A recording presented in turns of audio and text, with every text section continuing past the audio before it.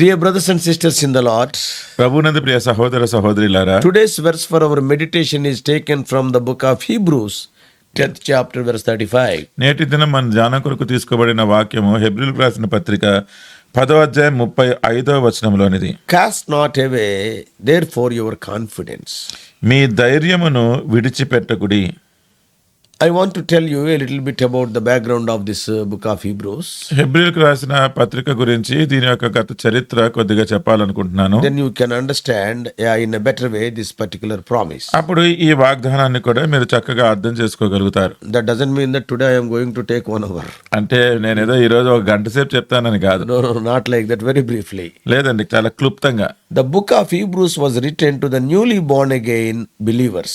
హెబ్రీయులకు రాసిన పత్రిక నూతనంగా తిరిగి జన్మించిన విశ్వాసుల కొరకై వ్రాయబడింది. And who are those newly born again believers? ఈ నూతనంగా తిరిగి జన్మించిన విశ్వాసులు ఎవరు? Yes, those people who have put their trust in Lord Jesus Christ from Jewish background. యూదా చరిత్రలో అంటే యూదులు ఎవరైతే యేసుక్రీస్తు ప్రభునందు విశ్వాసం ఉంచినారో వారికి, Because they accepted Lord Jesus Christ as their personal savior from Jewish background, యూదుల చరిత్రలో లేకపోతే యూదులుగా ఉండి వారు యేసుక్రీస్తు ప్రభునందు విశ్వాసం ఉంచినందుకు, and the Orthodox Jews subjected these newly born again believers to many hardships. ఈ నిష్ట కలిగిన యూదులు ఎవరైతే ఉండినారో వాళ్ళంతా కూడా ఈ క్రీస్తుని విశ్వసించి తిరిగి జన్మించిన యూదులను ఎంతో కష్టపెడుతూ ఉండినారు. Their properties are ransacked. వారి ఆస్తులన్నీ కూడా తీసేసుకున్నారు. And the Orthodox Jews were not giving their children in marriage to the children of these born again Jews. ఈ నిష్ట కలిగిన యూదులు ఈ తిరిగి జన్మించిన యూదుల పిల్లలకు అసలు పెళ్లికి కూడా ఇవ్వట్లేదు. And they underwent many difficulties. ఇటువంటి ఎన్నెన్నో కష్టాలు వాళ్ళు ఎదుర్కొంటూ The ఉన్నారు. Hebrew writer writes about these things in the 10th chapter. ఈ విషయాలన్నిటి గురించి హీబ్రూ పత్రిక రాసిన గ్రంథకర్త 10వ అధ్యాయంలో రాస్తూ ఉన్నాడు. I am reading from verses 32 to 34. 32వ వచనం నుంచి 34 వరకు చదువుతున్నాను. But call to remembrance the former days in which after you were illuminated, you endured a great fight of afflictions, partly while you were made a gauging stock both by reproaches and afflictions, and partly while you became companions of them that were so used. For ye had compassion on me in my bonds, and took joyfully the spoiling of your goods, knowing in yourselves that ye have in heaven a better and enduring substance. అయితే మీరు వెలిగింపబడిన మీదట శ్రమలతో కూడిన గొప్ప పోరాటము సహించిన పూర్వదినములు జ్ఞాపకము తెచ్చుకొనడి. ఒక విధముగా చూచితే మీరు నిందలను బాధలను అనుభవించుట చేత 10 మందిలో ఆరడపడితిరి. మరి ఒక విధముగా చూచితే వాటిని అనుభవించిన వారితో పాలువారులైతిరి. ఎలాగనగా మీరు ఖైదులో ఉన్నవారికి కరుణించి మీకు మరి శ్రేష్టమైనదియు స్థిరమైనదినైన స్వాస్థ్యమున్నదని ఎరిగి మీ ఆస్తి కోల్పోవుటకు సంతోషముగా ఒప్పుకొంటిరి. After these 3 verses, now today's verse is writing.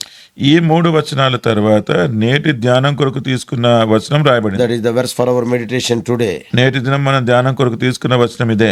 These people were slowly maturing in their faith. ఈ ప్రజలు వారి విశ్వాసంలో మెల్లగా ఎదుగుతున్నారు. But these difficulties and untold persecution weakened the faith of some of the new converts.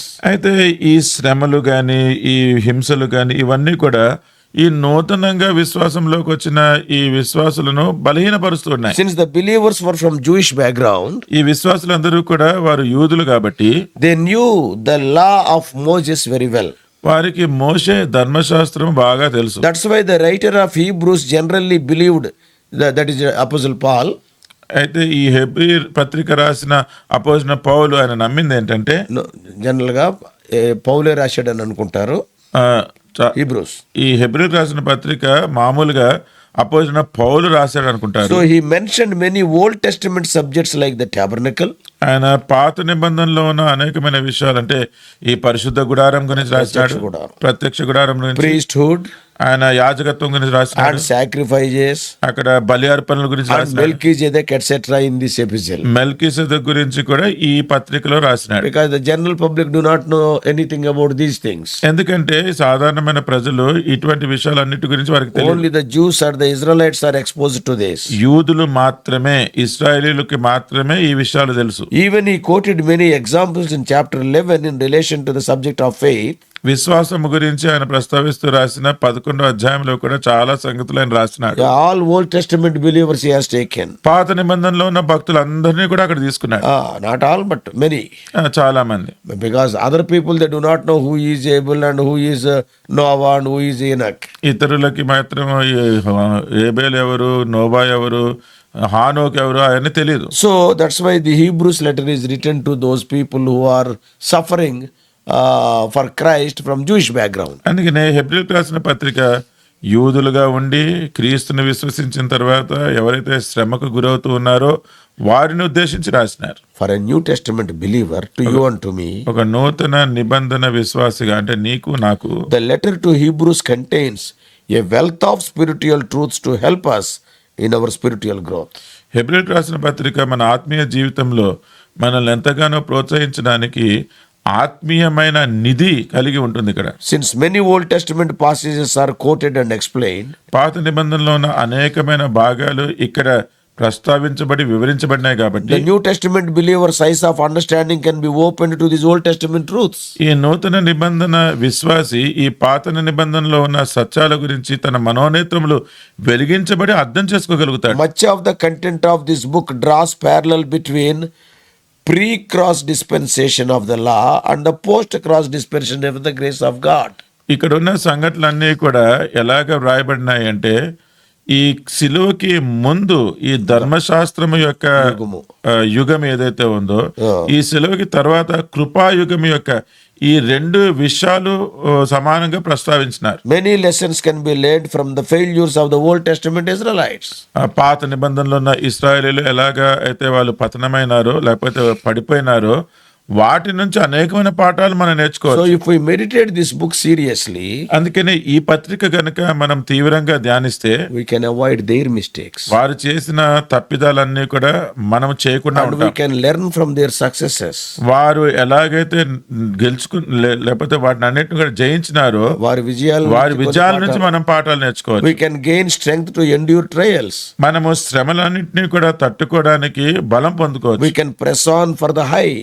మనము ఇంకా ఉన్నతమైన వాటికి And కొనసాగిపోవచ్చు. we can go forward towards the goal of our calling. మన పిలుపు యొక్క గమ్యం ఏదో అక్కడికి మనము కొనసాగిపోతూ And ఉంటాం. also we can press on to perfection. అలాగే కాకుండా పరిపూర్ణతకు మనం ముందుకు So కొనసాగిపోవచ్చు. the born again believers who have been saved by grace through faith in Christ, క్రీస్తునందు విశ్వాసం ఉంచి తిరిగి జన్మించిన ఈ విశ్వాసులు ఎవరైతే ఉన్నారో they can protect themselves from drifting away from the New Testament principles of the church.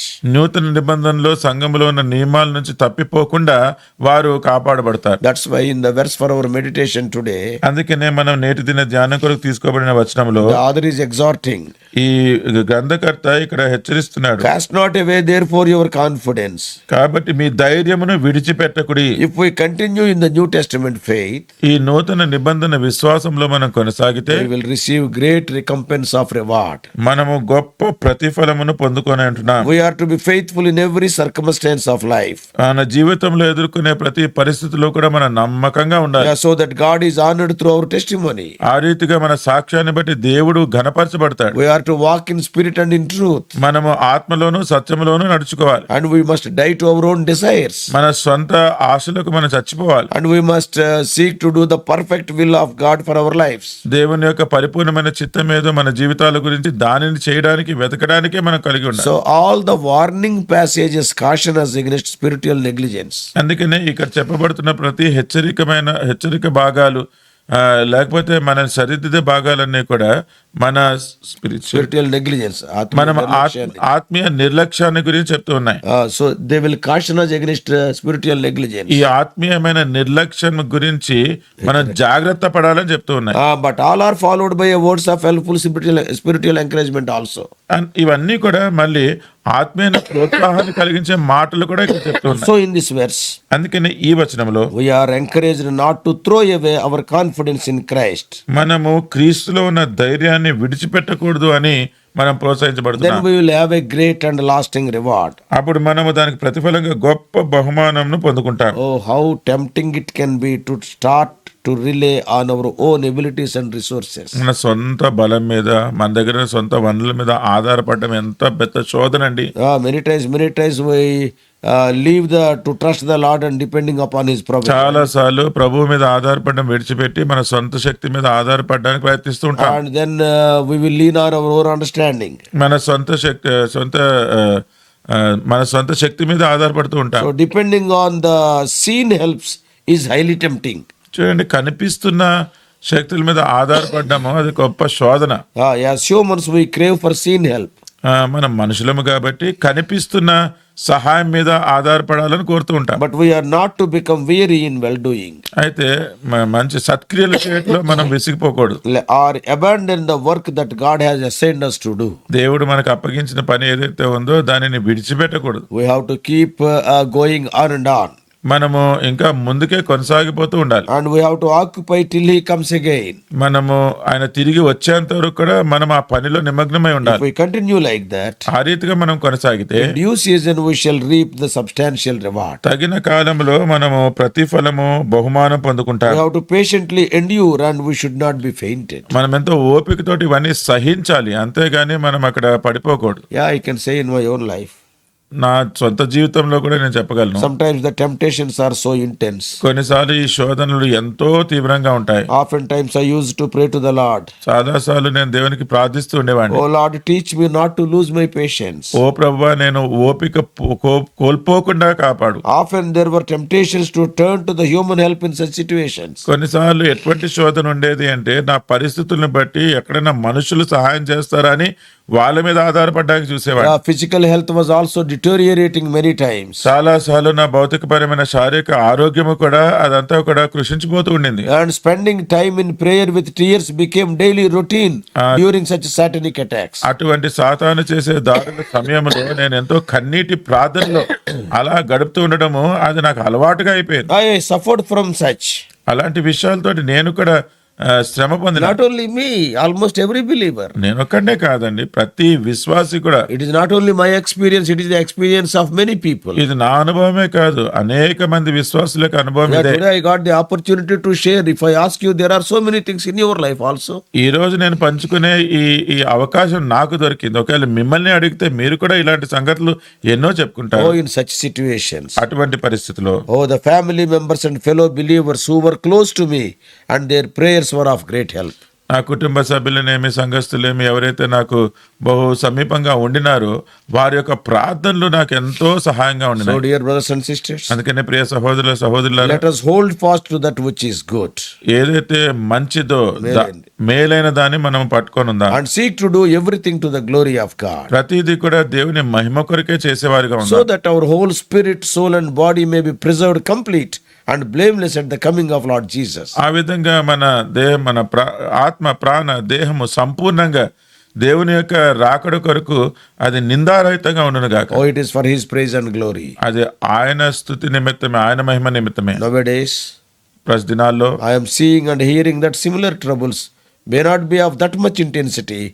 They are faced by believers who accepted Jesus Christ. యేసుక్రీస్తు ప్రభువుని అంగీకరించిన విశ్వాసుల జీవితాల్లో, అంటే ఇక్కడ చెప్పబడిన శ్రమల కంటే బహుశా కొద్దిపాటి శ్రమలైన వాళ్ళు అలా పొందుతున్నారు, సహిస్తున్నారు. Many times from Gentile background, the people when they accept Christ, yes, undoubtedly they will be facing so many troubles even from their own family members. చాలా సార్లు అన్య కుటుంబం నుంచి ఎవరైతే యేసుక్రీస్తు ప్రభువుని విశ్వసించి వస్తారో వారి కుటుంబ సభ్యుల నుంచే ఎంతో శ్రమలు ఎదుర్కొంటూ ఉంటారు. Some of the children of God are deprived of their legal share in their ancestral properties. కొంతమంది దేవుని బిడ్డలు వారి వారసత్వంగా పొందుకోవాల్సిన పితృల ఆస్తిని వారు పొందుకోలేకుండా ఉంటున్నారు. And they are not given. అది ఇవ్వట్లేదు వారికి. Some are physically beaten by their kith and kin for their faith. కుటుంబంలో ఉన్న వారితోనే వారు విశ్వాసాన్ని బట్టి వాళ్ళని కొడుతున్నారు. Some are forcibly married to unbelievers against their wish due to the pressure of the unbelieving parents. వారిని బలవంతంగా, అంటే వారు అవిశ్వాసులు కాబట్టి బలవంతంగా అవిశ్వాసులైన వారికి ఇచ్చి పెళ్లిళ్ళు కూడా చేసేస్తున్నారు. Troubles and sufferings are many. ఇలాంటి సమస్యలు, కష్టాలు చాలా ఉన్నాయి. How to talk about them is very easy. వీటి గురించి ఇలా మాట్లాడడం చాలా సులువే. But I have seen people who are going through such situations every day, weeping and crying. కానీ ఇటువంటి పరిస్థితులు గుండా వెళ్ళే వారిని నేను చూశాను. ప్రతిరోజు వారు ఎంతో ఏడుస్తూ ఉన్నారు, కన్నీరు పెట్టుకుంటూ ఉన్నారు. Even the Jews who accepted Christ suffered like that. యూదులైన వారు ఎవరైతే యేసుక్రీస్తుని అంగీకరించినారో వారు కూడా ఆ రీతిగా శ్రమ పొందినారు. Keeping them in our mind, let us get strength and go forward. వారిని మన మనసులో పెట్టుకొని మనము కూడా ధైర్యం, బలం పొంది ముందుకు You కొనసాగిపోదాం. will be awarded the crown of life. అప్పుడు మీరు జీవ కిరీటం పొందుకుంటారు. Probably many more awards in the future. బహుశా భవిష్యత్తులో ఇంకా ఎక్కువ బహుమానాలు Yeah, పొందుకుంటారు. James 1:12 says, యాకోబు 1:12 చెప్తుంది, Blessed is the man that endureth temptation, for he is tried. He shall receive the crown of life, which the Lord hath promised to them that love him. శ్రమ ప్రతివాడు శోధన సహించేవాడు ధన్యుడు. శోధన సహించువాడు ధన్యుడు. అతడు శోధనకు నిలిచిన వాడే ప్రభు తను ప్రేమించిన వారికి వాగ్దానం చేసిన జీవ కిరీటము పొందును. James calls such people as blessed people. యాకోబు అటువంటి వారిని ధన్యులు అని పిలుస్తున్నాడు. Hold fast your faith. మీ విశ్వాసాన్ని మీరు పట్టుకొని ఉండండి. Our day of redemption is very near. మన విమోచన దినము బహు సమీపంగా Don't ఉంది. get discouraged by these difficulties. ఈ శ్రమలు, కష్టాలను బట్టి మీరు నిరుత్సాహం God పొందొద్దు. will be with you in your difficulties. మీ యొక్క శ్రమలలో కూడా దేవుడు మీకు తోడుగా ఉంటాడు. Are you going through like that? ఈ రోజు అటువంటి శ్రమల గుండా మీరు వెళ్తున్నారా? Our own brothers got portion in their ancestral property, but because you accepted Christ, you are not given even a single pie. మీ సొంత సహోదరులే మీ పితృల దగ్గర నుంచి వచ్చే ఆస్తిని వారి భాగం పొందుకున్నారేమో, కానీ మీరు యేసుక్రీస్తు ప్రభువును విశ్వసించినారు కాబట్టి మీకు ఇవ్వలేదేమో. Your father has not given you single pie. మీ తండ్రి మీకు ఒక్క పైసా కూడా ఇవ్వలేదమ్మా. Moreover, you are beaten by them. అంతేకాకుండా వారు మిమ్మల్ని కొడుతున్నారేమో. See, for your faith. మీ విశ్వాసమును బట్టి Remember, don't lose your confidence. మీ యొక్క ధైర్యాన్ని మీరు కోల్పోవద్దు. Not only that, అంతేకాదు, how much difficult it is to lead a family life with a person whom you are not interested to marry. చూడండి, మీకు ఇష్టం లేని వారితోటి మీకు బలవంతంగా పెళ్లి చేస్తే అటువంటి వారితోటి మీరు కుటుంబ జీవితం గడపాలి అంటే అది ఎంత కష్టతరంగా ఉంటుంది. Other person is unbeliever, you never wanted to marry. అవతల వ్యక్తి ఏమో అవిశ్వాసి, మీరు పెళ్లి చేసుకోవాలనే లేకుండా Daily they are pressurizing you to do all the anti-God activities. ప్రతిరోజు కూడా మన జీవం కలిగిన దేవునికి వ్యతిరేకంగా ఉన్న పనులే చెయ్యాలని మీరు బలవంతం How చేస్తూ many ఉంటారు. times people are suffering? ఎన్నిసార్లు ప్రజలు ఇట్లాగా బాధపడుతూ ఉన్నారు. Brothers and sisters. సహోదర సహోదరులారా, The Jews were like that. They were put to suffering by their own Jewish relatives. యూదులందరూ కూడా ఆ రీతిగానే ఉంటున్నారు. వారి సొంత బంధువుల చేతనే ఎవరైతే యేసుక్రీస్తునందు విశ్వాసం ఉంచినారో వారు అలాగే బాధ పెట్టబడినారు. To them Paul is telling, వారికి పౌలు అంటున్నాడు, don't lose your confidence. మీ ధైర్యమును విడిచిపెట్టదు. Today God is telling to you, ఈ రోజు దేవుడు మీతో చెప్తున్నాడు, don't lose your confidence. ఈ ధైర్యంను మీరు విడిచిపెట్టదు. Your reward is great. మీ ప్రతిఫలం, బహుమానము గొప్పది. May God give you the needed courage. దేవుడు మీకు కావాల్సిన ధైర్యాన్ని ఇచ్చునుగాక. May God bless you and lead you. దేవుడు మిమ్మల్ని దీవించి నడిపించునుగాక. Let us pray. ప్రార్థన చేసుకుందాం. Loving Heavenly Father, ప్రేమ కలిగిన పరలోకపు తండ్రి, the way of faith is not an easy way. విశ్వాసపు మార్గము అది సులువైన మార్గము Oh కాదయ్యా. Lord, people paid the price for their faith. వారి విశ్వాసం కొరకు ప్రజలు క్రయము చెల్లించినారు. Oh Lord, even in our own country, మా స్వంత దేశంలో కూడా people from Gentile background, when they accept you, how many troubles they are facing. అన్యులుగా ఉన్నవారు ఎప్పుడైతే మిమ్మల్ని విశ్వసించి స్వీకరించినారో ఎన్ని కష్టాలు పొందుతున్నారయ్యా. Some of our dear ones who are hearing this message may be going through such situations. ఎవరైతే ఈ వాక్యాన్ని వింటున్నారో ప్రియులైన మా వారిలో కొందరు ఇటువంటి పరిస్థితులు కూడా వెళ్తుండొచ్చు. Strengthen them, O Lord. వారిని బలపరచండి ప్రభు. Grant them extra grace. వారికి అధికమైన కృపను అనుగ్రహించండి. O Lord, give them, O Lord, the surety that their crown is great in heaven. ప్రభా, వారికి పరలోకములో వారికి జీవ కిరీటము అనుగ్రహించబడుతుంది, అది గొప్పది అన్న అభయం వారికి ఇవ్వండి. Speak to them, O Lord. వారితో మాట్లాడండి ప్రభు. Console and comfort them.